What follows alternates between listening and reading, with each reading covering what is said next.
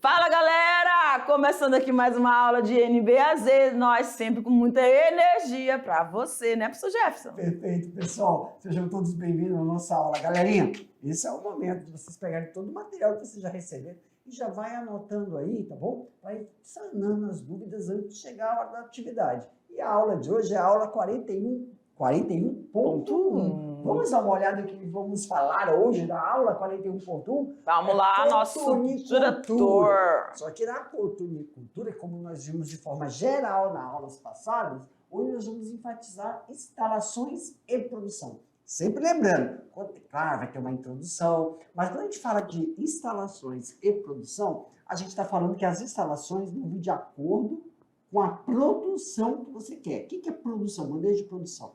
Ou você vai ofertar o ovo, né? Não, vamos voltar. Ou você vai ofertar, eu tenho as matrizes.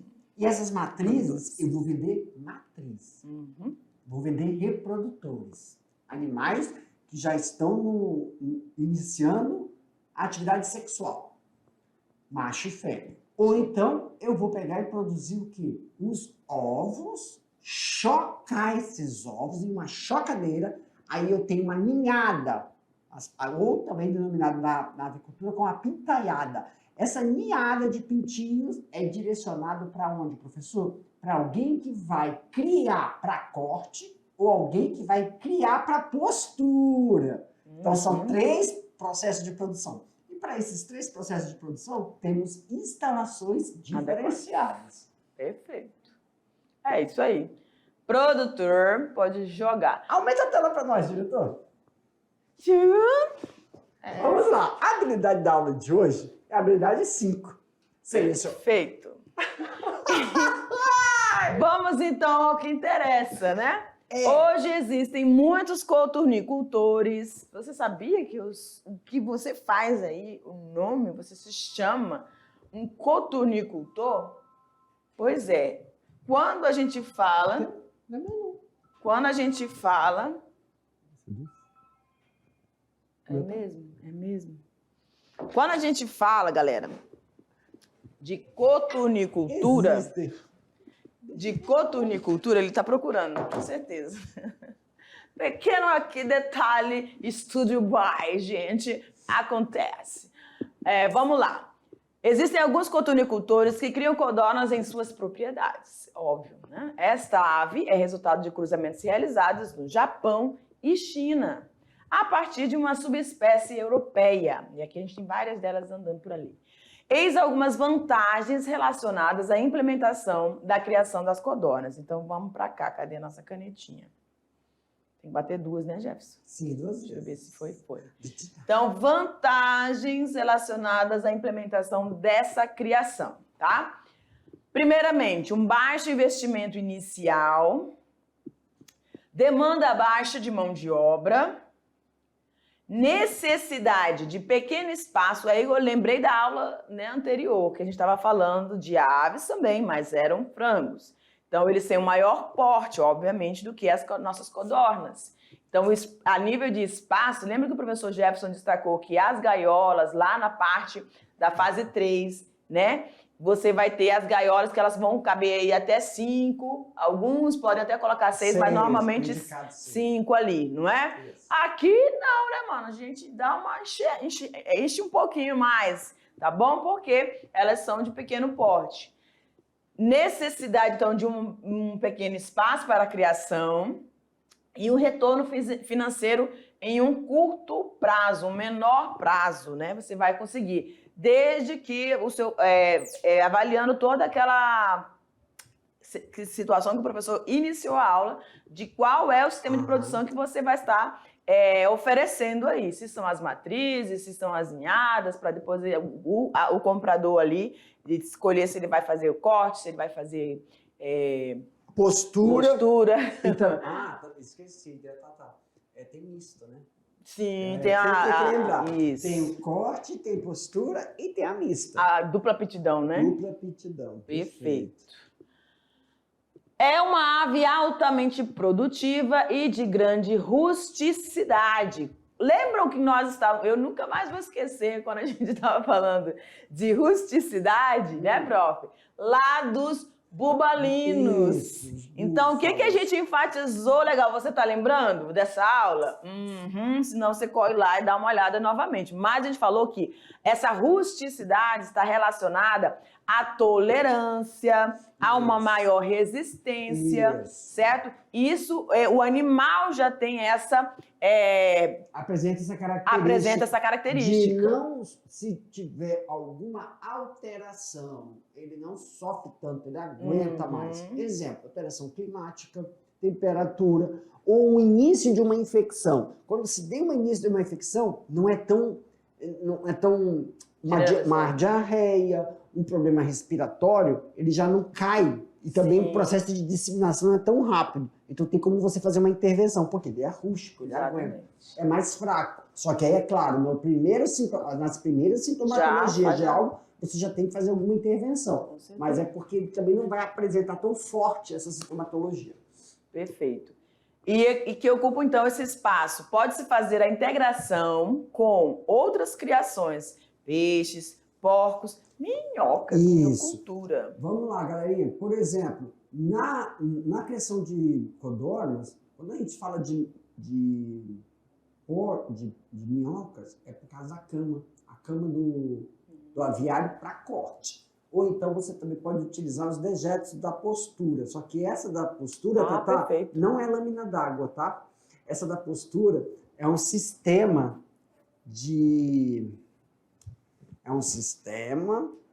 que os dejetos caem e é uma roldana. Ela vai mostrar, ela é uma roldana. E aí isso vai ser depositado em um local, não pode ser com água. E aí se você utiliza esses dejetos para poder fazer o processo de miocultura, que é aquela... Tá? Ou se ele não quiser trabalhar com a miocultura, mas ele pode vender, né? Professor, isso, ele pode... Não, então, ele pode fazer esterco, né? Ou ele pode utilizar para fazer humus. Agora, peixes, aí que tem o negócio. Se você for utilizar para fazer para o sistema de piscicultura, ele tem que fazer todo o processo de deixar de molho para poder diluir na água, que é para produzir, é utilizado para produzir matéria orgânica na piscicultura, favorecer a proliferação fitoplânctos e zooplânctos. Então, não vai, é uma solução que você joga para a região bentônica lá da piscicultura. Para ajudar nessa proliferação. Proliferação para peixes que se alimentam eles não vão se alimentar desses dejetos, eles vão se alimentar daquilo que vai estar se multiplicando, se reproduzindo, que é o fitoplâncton ou plâncton, a partir disso, né? Isso. Perfeito, prof. E agora, galerinha, nós vamos estar assistindo, tá? A uma externa, cadê? Aqui, ó. Parte de criação e postura, parte 1, tá? Porque depois a gente vai ver as outras partes, beleza? Então presta bastante atenção em toda essa matéria aqui. Vamos lá.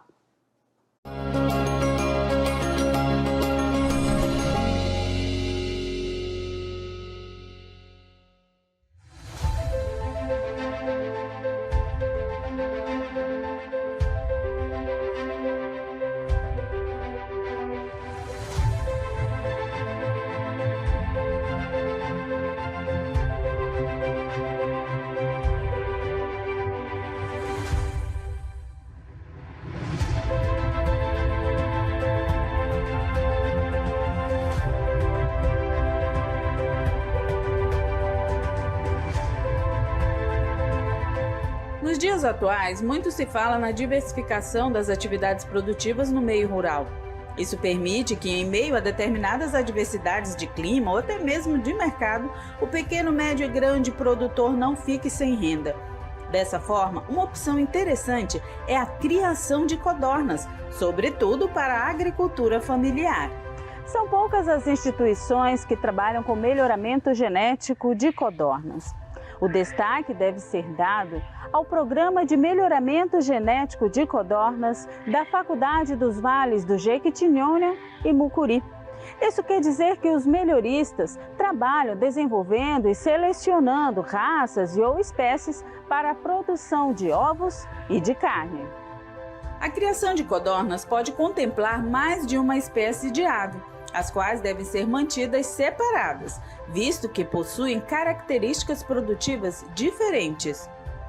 Codorna africana tem temperamento arisco e por isso deve ser criada em ambientes espaçosos. É uma ave com baixa postura, variando de 4 a 8 ovos por período reprodutivo. Codorna americana é uma codorna de tamanho superior às demais, podendo atingir 25 centímetros. A sua produção de ovos é baixa, sendo muito utilizada na criação de codornas com fins de comercialização de carne. Codorna chinesa é uma ave pequena, dócil e de baixa capacidade de postura. A sua principal vantagem na criação de codornas é a sua docilidade, podendo ser criada junto a outras espécies de aves. Codorna europeia. Na criação de codornas, esta ave pode ser um coringa, já que produz ovos grandes a taxa de 200 ovos ao ano e apresenta excelente conversão alimentar, atingindo até 220 gramas, aos 21 dias de idade. A raça Bob White é utilizada para a produção de carne, podendo apresentar, após a desossa, peso médio de 300 gramas. Codorna japonesa.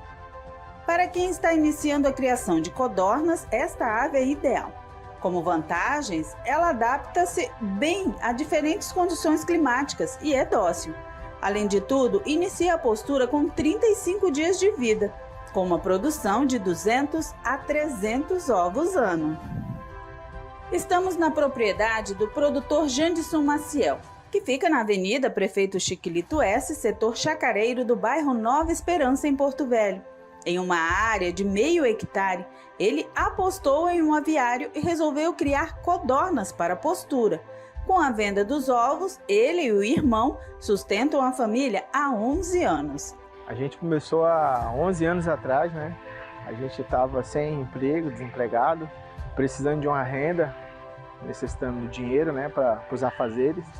Aí a gente resolveu investir na codorna. A gente pediu inicialmente um auxílio em dinheiro do nosso pai, da nossa mãe, né? E fez um galpãozinho e começou com 1.500 aves. Aí depois a gente foi crescendo para 2.000 aves, 3.000. Aí quando a gente chegou em 4.000 e mesmo assim faltando para o comércio, os clientes pedindo, a gente resolveu investir numa ampliação. Ampliar o galpão para 12.000 aves. A maioria das aves utilizadas na criação de codornas no Brasil pertencem ao gênero Coturnix. As codornas japonesas são Coturnix japonica. E as europeias são Coturnix europeias. São as espécies predominantes aqui, seja para a produção de ovos ou de carne.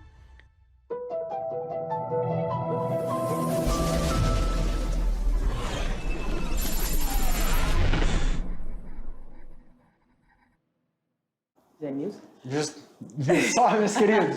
Olha, o que nos chama atenção nesse vídeo é sempre você prestar atenção na raça e na aptidão do animal. Nós sabemos assim que a maioria que nós vimos aí é a aptidão para carne. E aí só temos duas, né? Que é a aptidão para ovo.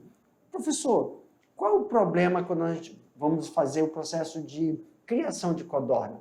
É a relação de quando você está fazendo as famílias. Lembra? Nós vamos ter a aula que a gente vai explicar quantos machos por fêmea. Só que o problema é das famílias. E a gente tem que fazer, então, o processo de reprodução cruzada. A reprodução cruzada, se você fizer, então eu vou pegar, se eu quero o ovo, eu vou pegar somente as duas que têm aptidão para ovo. Vamos lá. Qual é o problema, pessoal? Não é aí tem que lembrar da genética lá do terceiro ano. Não é um gene, um fenótipo. Quando você faz os cruzamentos para uma determinada característica, vamos pegar assim a aptidão como característica, ovo. Só que quando você cruza, você tem que analisar vários fatores ou vários fenótipos. Sempre quando você cruza, você percebe uma coisa. Se aquela ave tem uma boa produção de ovo e uma outra ave tem uma boa produção de carne, que nós queremos? Tentar pegar os dois. Uma ave que tenha tanto características, dupla aptidão é o sonho. Só que tem um problema do sistema imunológico, que você ganha num lugar e perde no outro. Então a gente tem que ter uma compensação. E aí, por isso que a gente fala assim, todo mundo que assiste, todo mundo que quem cria codorna, já pensa isso, professor, o problema da codorna muitas vezes não é nem o ovo, porque o ovo a gente consegue produzir muito, é a aptidão para carne, porque nós temos muitos problemas em relação ao período de engorda, que tem que ser muito rápido para escoar, não consegue fornecer ao mercado. O que eu estou querendo dizer? Quando você começa a fazer um contrato no mercado para produção de carne de codorna e você envia o lote, você não consegue manter esse fluxo, começa a faltar. Aí as pessoas começam a quebrar o contrato. E é por que isso? Porque quando você vai fazer na produção, você tem que tomar muito cuidado com a família. Qual é a aptidão que ela tem em fazer esse cruzamento? Isso é uma aula que a gente vai ter lá, acho que está lá no finalzinho, produção de reprodutores, é específica de cruzamento. Finalizando, é igual quando a gente tem lá aquelas marcas famosas, que você fala assim, eu consigo. Como é que vocês acham que eles conseguiram o processo de obter um frango com um peito enorme? Isso é melhoramento genético. Melhoramento genético não se faz, o pessoal pensa que é em laboratório. Não, é uma coisa simples. Observar as famílias, o processo de transferência dessa informação para os descendentes e você fazer esse cruzamento. Aí você consegue o que a gente chama de um híbrido. O que é o híbrido? Não o heterozigoto. Um híbrido. Híbrido é aquele que você mantém uma característica que você quer, postura ou carne, em um só indivíduo. Expressa ao mesmo tempo. Aí quando tu tem isso, tu chama de matriz. Mas vamos continuar explicando o processo lá. Colocamos várias raças de codornas. Tá? E dentre elas, a europeia e a japônica se destacam muito sobre produção de ovos. O restante é carne. E aí o que a gente quer é conseguir esse híbrido. E nós, durante as aulas, nós vamos colocando os fatores aí para conseguir obter esse tipo de animal, tá bom? Deixa eu reforçar só uma situação. Nós estamos com você, aluno do primeiro ano. Então, algumas coisas, o professor explicou perfeitamente. Eu tenho certeza que você entendeu. Mas talvez o conceito fenótipo, o que é isso, né? Então, presta atenção. Quando o professor fala de fenótipo, é a característica perceptível determinada por um genótipo, aquilo que está dentro, interno, que nós não conseguimos ver. Faz parte da genética individual desse indivíduo, né, dessa espécie, tá? Então, esse genótipo, esse material genético dentro dele é que vai manifestar uma característica. A cor dos olhos do professor Jefferson, o cabelo, a cor da pele. Exemplo, por exemplo, tem duas pessoas que têm filhos, os olhos do casal são escuros, só que o filho tem um olho claro. Isso significa que ele tem um gene que não foi expresso no pai, mas esse gene transferido, né? Aí recessivo lá, é a questão do primeiro ano. Recessivo faz com que ocorra a expressão do gene. Então, fenótipo é o que a gente enxerga, genótipo é o que não enxergamos. Mas é o que vai determinar. É o que vai determinar. Então, aqui na NBAZ, característica, né? Textura de cabelo, se o cabelo é ondulado, liso ou um crespo. Textura de cabelo, outra característica que eu falar agora me sumiu. Pele, cor da pele. Pele. Quantidade de pelos. Isso, por exemplo, na genética, pessoal, se você herdou o maxilar do papai, a arcada dentária da mamãe. Se você herdou a arcada dentária do papai, o maxilar é da mamãe. Por isso que muitas pessoas nascem com os dentes tudo estranelados, que não encaixam. Agora, professor, mas a gente em negros, a gente vê que o dente parece que é perfeito. Porque o padrão negroide, ele é homogêneo porque nós temos na genética caucasianos, negroides, africanos, né, caucasianos, negroides, asiáticos e o indígena. Só 4, são divididos em 4. ele tem muita homogeneidade no africano. Por isso que você olha para um africano, tem os negros, os dentes Lindos. brancos. Isso. brancos. É. E assim, parece que usaram aparelho de dente. É, perfeito. Agora, Alinhados. agora, quando já tem uma mistura, uma miscigenação, então essas características a gente herda do papai e da mãe. Aqui na NBAZ, o que é fenótipo para nós? Aqui na NBAZ, o que são as características desejadas? Produção. É o produto, é o leite, é o ovo, ganho de peso. Esse ganho de peso, quando a gente está falando de carne, é aquela carne marmorizada, suculenta, com água. Então, o produto é o que o animal oferta para nós. E outra, não é só carne, leite, ovos, óleo. No vegetal também. É o quê? O pelo. Por exemplo, quem faz criação de chinchila, quem faz criação de coelho, quem faz criação de bovino, também couro. Tudo isso é uma característica também, tá bom? Perfeito, prof. Vamos Vamos dar lá sequência, seguir? então? Vamos! Olha lá, a gente está Aumenta falando aí, sobre diretor. instalações, tá bom? Isso. Um galpão de alvenaria, você precisa desse ambiente. Olha, mano, isso aqui é uma alegria, né? Você vai passando aqui, aquele barulho doido, né? Um galpão de alvenaria com 16 metros quadrados e 3 de altura. Abriga 2.000 codornas, ok? O forro desta construção pode ser de tábua. As paredes devem ser, eu acho legal isso, um pode e o outro deve, ser caiadas e o chão de barro, tá? Tijolos ou cimento. Professora, mas eu tô vendo que tem, assim como lá nos frangos, também tem a cama, né? A cama na Isso. vaga. É de barro, o Isso. chão é de barro, mas tem que o chão ter... é isso, Tatá. É assim, ó, o chão é perfeito. O chão é um chão pisado, gente, daquele barro. E por cima, você coloca uma fina camada de maravalha, serragem. Pra quê? Tem gente que usa até casca de arroz. Pra quê? Pra poder só absorver os dejetos. Tá bom? Perfeito. Não há necessidade, de, como é na viária de corte, como é que é? Chão batido não, chão de contrapiso, que é de cimento. Cimento. E aqui nós também temos, aqui já é a parte das instalações. Por quê? Tabita, aqui na nossa região, o foco aqui é um foco para postura. Na nossa região, ainda não tem, é pouco, mas viabilidade econômica não tem ainda esse negócio da palatabilidade, comer a carne da codorna. Ah, sim. Então aqui o foco mais é o ovo. Tem alguns restaurantes, sim, são restaurantes não populares, né?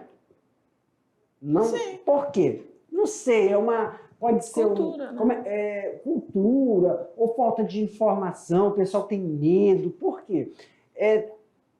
Pode estar, a pessoa tem medo de, tá doente, não tem a cultura de comer codorna. Né? Igual você, eu acho que a pessoa pensa que codorna é passarinho. Entendeu? Tá comendo um passarinho. Ninguém come passarinho. Faz penoso, né? Penoso, é um bichinho tão pequenininho. Eu fico com essa sensação. Então, para onde vai? Aonde vai a parte de corte? Vai para alta gastronomia. Aqui tem, só conheço 2 restaurantes. Não, nunca fui lá. Mas eu sei, porque os produtores aqui da capital, pelo menos, já nos informaram que alguns vão para lá, mas é só por encomenda. Entendeu? Agora, aqui o foco é mesmo ovos. Perfeito. Pode passar? Pode. As aves, elas vão ficar acomodadas em gaiolas de arame com 1 metro de comprimento, 30 centímetros de profundidade e largura. Cada uma dessas gaiolas comporta 18. Olha só a quantidade em relação às gaiolinhas lá dos frangos, gente. Isso. Lá 5. Aqui, 18. Tá, volta aí pra mim uma coisinha. E outra, pessoal, só volta, só pra lembrar uma... Volta. Aí, ó, vamos supor. Eu vou pegar isso aqui, ó. Quando se tem essa estrutura, que aqui não dá pra mostrar, mas, por exemplo, aqui, ó, essa extremidade, fica os reprodutores. O resto aqui ficam poedeiras, tá? Reprodutores ficam na extremidade. E entre a extremidade vão pôr os ovos. Claro que eles ficam separados, tá bom? Perfeito. Ou de um lado ou de outro, não é nos dois, tá? Esses aqui são os comedouros. Sim, comedouros, isso mesmo. E é sistema de snipper, é igual do aviário, tá? Sistema snipper. Beleza. Como as codorninhas botam no chão, é importante que o piso tenha ligeira inclinação na direção de uma calha forrada de serragem para a coleta dos ovos, assim como no dos frangos, né, também. Isso, o processo é o mesmo, a inclinação é a mesma. Aí aqui, ó, vocês podem observar o bebedouros deles, né, que é diferente. Mas é que essa foto está mostrando eles ainda no sistema do chão, lá no sistema de aviário de cria e recria. A gente chama, isso. Perfeito. Aí está o processo. Só para lembrar, lembra, pessoal, que no sistema de cria e sistema de recria, o que temos que fazer com isso? Adaptações. Também tem adaptações se você for utilizar o snipper para colocar nas gaiolas. E se você não tem snipper, você tem somente o bebedouro. O bebedouro é aquele que parece um filtro, que fica o nível de água e conforme ela vai bebendo, vai soltando a água. Então tem que fazer essa adaptação. E o ovinho de codorna gosta demais, né? Pode ser realmente que a gente não tenha costume. Eu, pelo menos, eu nunca comi carne de codorna. Mas o ovo é muito bom. Há 3 anos atrás eu criava em casa. Dá muito, tá? Gente, é muito ovo. Você tem um macho para 5 fêmeas, um maninho. Só que é galado. Eu criava galado. Se você comprar a ração, não precisa ter um macho. Dá muito. Tá?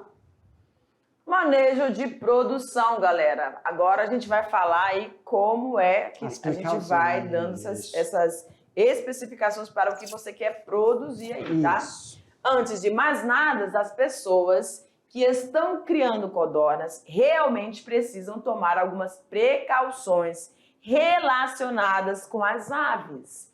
A gente já falou que ela tem rusticidade? Tem. A gente falou que elas precisam de pouco espaço? Sim. Dentro de uma gaiolinha, você pode ter 18 aí. Porém, existem algumas situações que você precisa considerar para essa produção.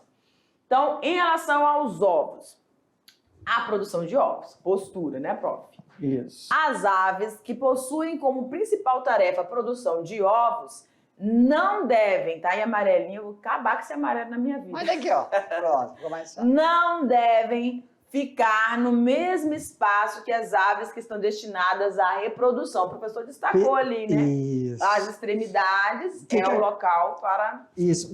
Mas aí, tem muitas pessoas que, para começar, fazem assim, vou começar para consumo próprio. Se eu ver que a coisa vai, que eu levo jeito, eu amplio e faço para o mercado. Certo. É assim que começa a produção de codorna. E aí, o que acontece?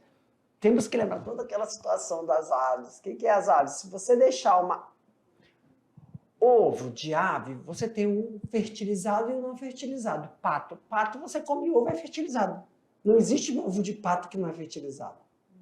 Olha, aqui no estado de Rondônia, não se tem no mercado, né? Quando eu estou falando isso, eu falo de mercado. O pessoal que come pato. É muito. Quando é que come? Professor, tem um pato no sítio como? Isso é para, vamos falar, familiar. Sim. Agricultura familiar, subsistência. No sul do país tem até festival de pato. Aqui é mais galinha no tucupi. Pato no tucupi é muito difícil de ouvir. Quando vai, regiões de ribeirinhos. Eu tô falando de mercado. No mercado no sul, no centro-oeste, você vai, tem pato. Certo. Entendeu? E é gostoso. Eu só acho muito semelhante à cara de peru. Eu não gosto de peru. Eu não gosto. Sim. É muito semelhante, é um pouquinho... A palatabilidade dela é diferente. Então, por exemplo, o pato não tem. Não gosto. Agora o pessoal fala assim, é muito gostoso o ovo. Nunca comi. Do pato? Do pato. Meu pai deve ser doido igual o pato. Entendeu? Aí, agora, por que você está falando isso, professor? Por quê?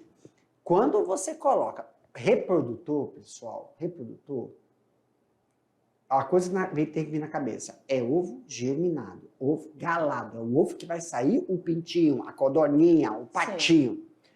E o ovo que não é galado, não é germinado, é o ovo que não foi fertilizado. Ele vai pela ração.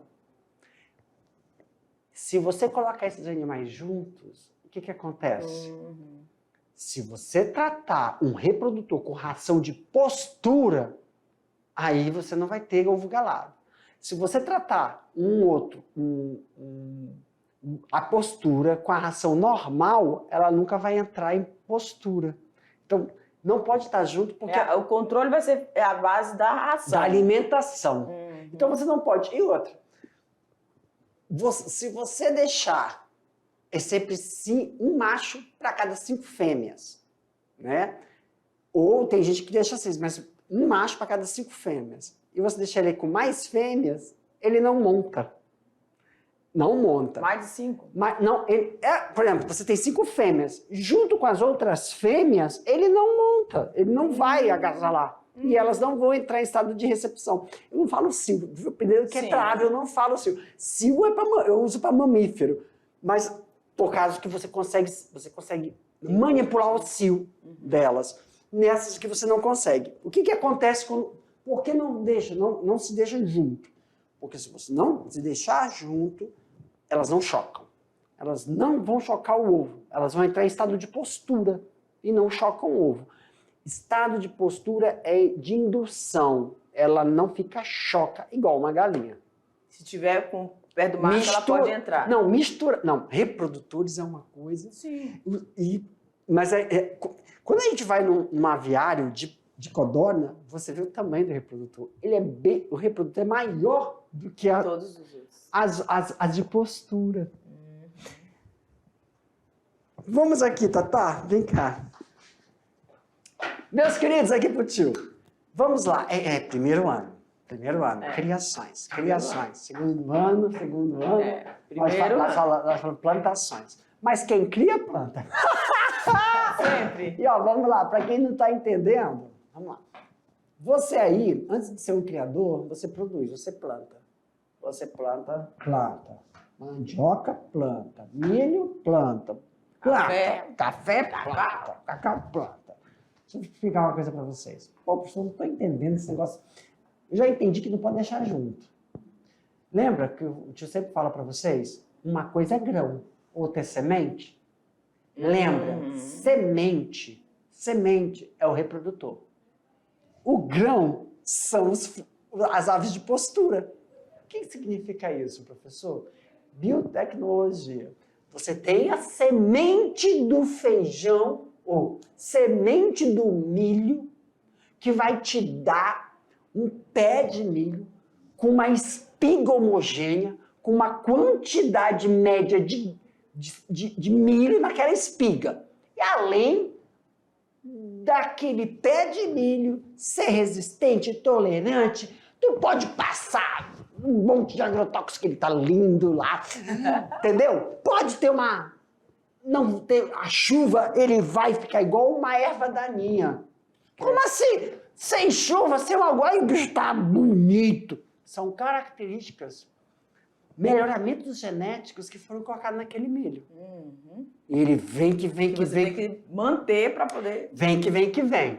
Aquela semente que tu plantou. Mas aquele milho que nasceu não tem essa característica genética da semente. Então, o que a gente come no supermercado são grãos. A gente não come semente. A semente é o reprodutor. E para onde foi essa tecnologia? Morreu com ele, meu querido. Tá lá. Ele não passa para os descendentes. Ah, professor, mas eu peguei uma semente daquele milho. Semente não, eu peguei aquele milho, plantei. E aí esse milho, ele veio mais ou menos, mas eu fecundei ele com outro. Só que vai cair na produtividade total.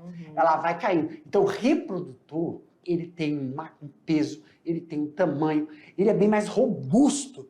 Aí ele produz um descendente que vai manter a produção de ovos. Ou produz um descendente que vai manter uma produção de carne, mas não no nível dele. Porque a tecnologia fica com ele.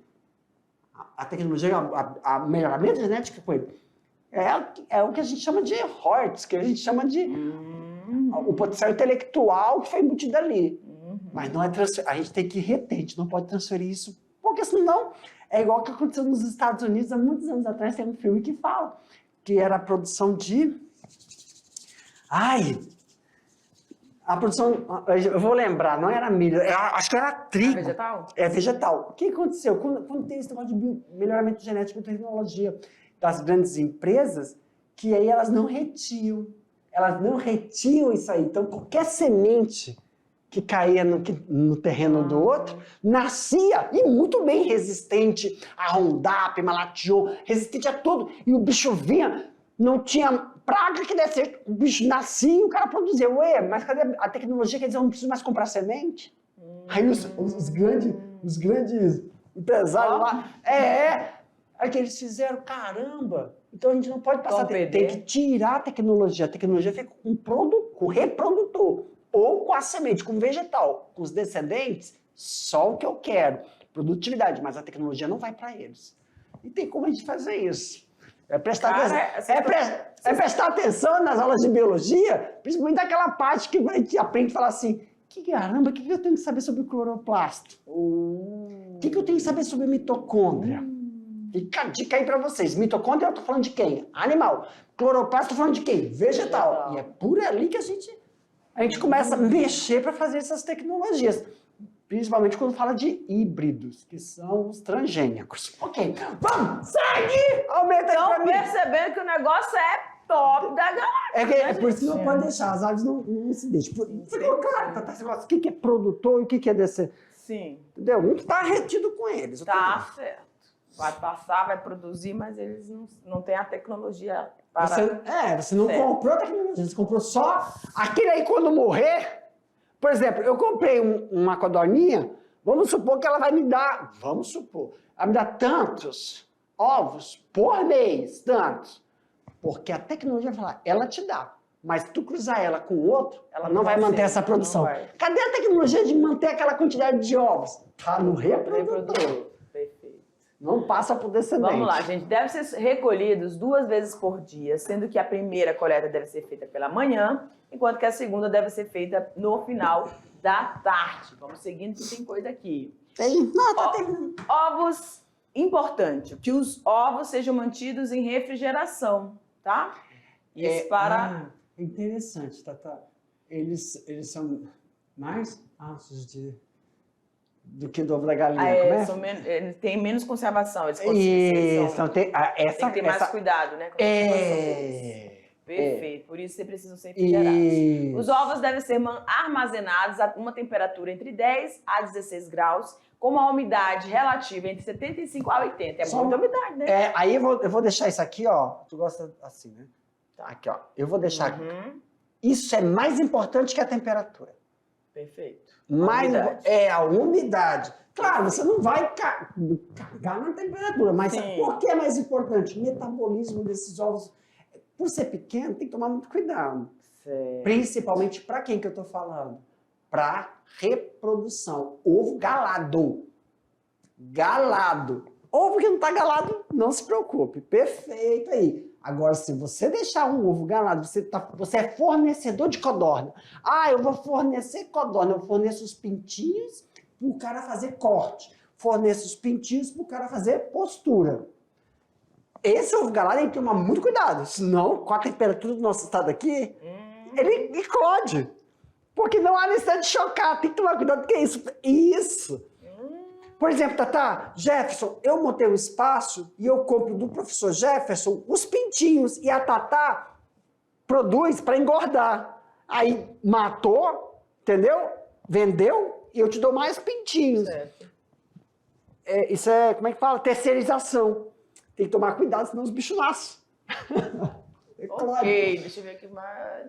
Ai, meu Deus. Vai. Isso vai por um período de 12 dias e a incubação dura apenas 16 dias. Tá entendendo? É muito rápido. Você já fez a ração para a criação? Pois é, existe uma receitinha, né? Você vai fazer uma mistura de alpiste, grão de soja, leite de soja em pó e também proteína isolada. Misture ainda a flor de pimenta e casca de casca de ovos moída. São bons ingredientes para serem misturados aos ingredientes. No Brasil ainda tem receita. Olha aí. A dieta tem que ser rica em proteínas, que além de manter os saudáveis, melhora a qualidade dos ovos. Lembra que o professor falou da questão da consistência dos ovos, né? Bem que o de codornas é mais durinho mesmo. É mais durinho. Mais eles são mais resistentes em relação a quebrar. Mas em longevidade... conservação, têm um déficit. Gente, beijo, até a nossa revisão. Tchau! Tchau!